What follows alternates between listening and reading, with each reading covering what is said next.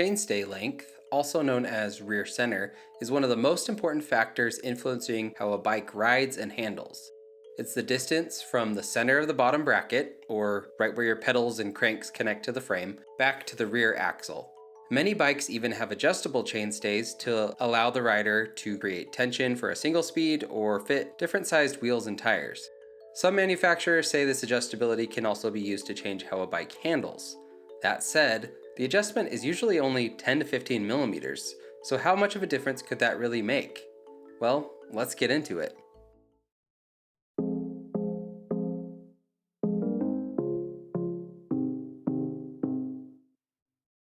In general, shorter chainstays make a bike more playful, maneuverable, and increases traction as you're sitting more directly over the rear wheel.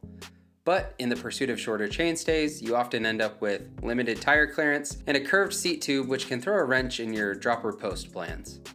Longer chainstays, on the other hand, increase the overall wheelbase, leading to a more stable, planted, and predictable ride, especially at high speeds and up steep climbs.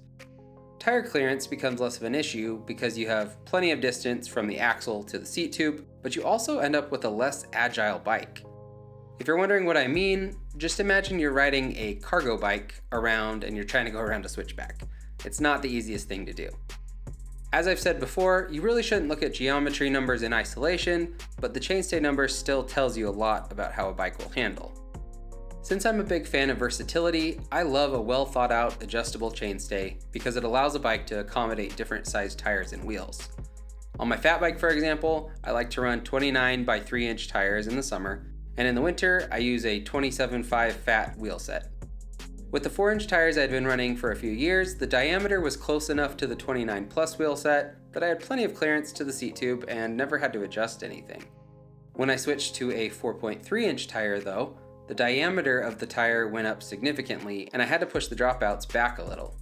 That adjustability is awesome for me because I want a bike that I can tinker with and figure out what I really like. To be honest though, I've never seen bike handling as a real pro of adjustable chainstays. Whether it's a horizontal dropout, a swinging plate, or a sliding dropout, there's only so much distance that can be designed in there. Most bikes I've owned have been in the 10 to 15 millimeter range, but there are bikes out there that can adjust up to 20 millimeters or more. That doesn't sound like much because, well, it's not. We're talking millimeters. I used to think that number was so small that it was just a marketing gimmick to try and sell flip chips and other things as some new innovation. But I can say now, from several experiences, that even 10 millimeters of chainstay length does make a noticeable difference in how your bike rides. As I already mentioned, I put some bigger tires on my fat bike this winter, and I needed to slide the dropouts back to fit them. I could have moved it maybe 3 to 4 millimeters and been fine on clearance, but I decided let's just go all the way back, so more like 10 or 11 millimeters. This means that instead of a chainstay length in the high 430s, which by the way is really short for a fat bike, I'm now at 450. The difference in how my bike rides has been incredible. You see, I bought my bike to ride year-round, of course, and its aggressive for a fat bike geometry was the main selling point. Fat bikes are all fun to ride all the time, but they typically have a massive wheelbase and really long chainstays to clear all of that rubber. Those long chainstays make for a really stable ride, but boy does it make the bike annoying to ride in tight and twisty single track. My fat bike was exactly what I wanted on dirt, but I did notice it could get a little squirrely and hard to handle in the snow.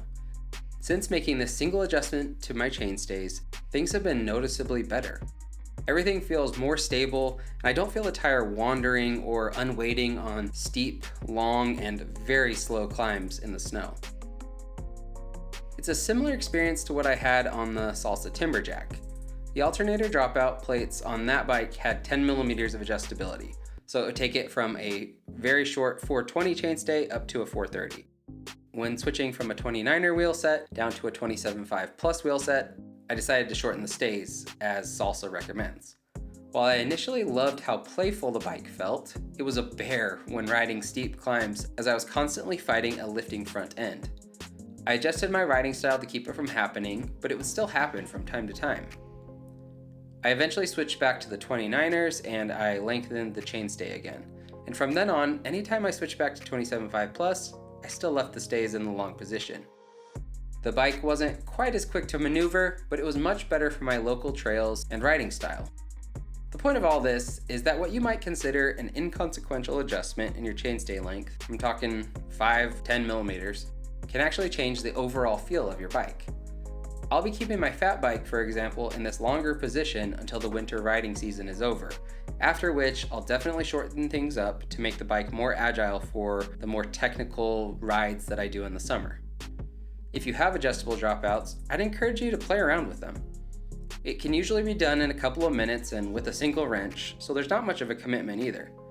If you don't like it in this new position, you can probably even put it back to where it was in the middle of your ride. As for me, I'm going to take advantage of this feature because unlike many of the recent so-called innovations in the bike industry, this one actually makes a difference. If you enjoyed this video, be sure to like it, share it with your friends, and be sure to subscribe. Thanks for watching, and I'll see you next time.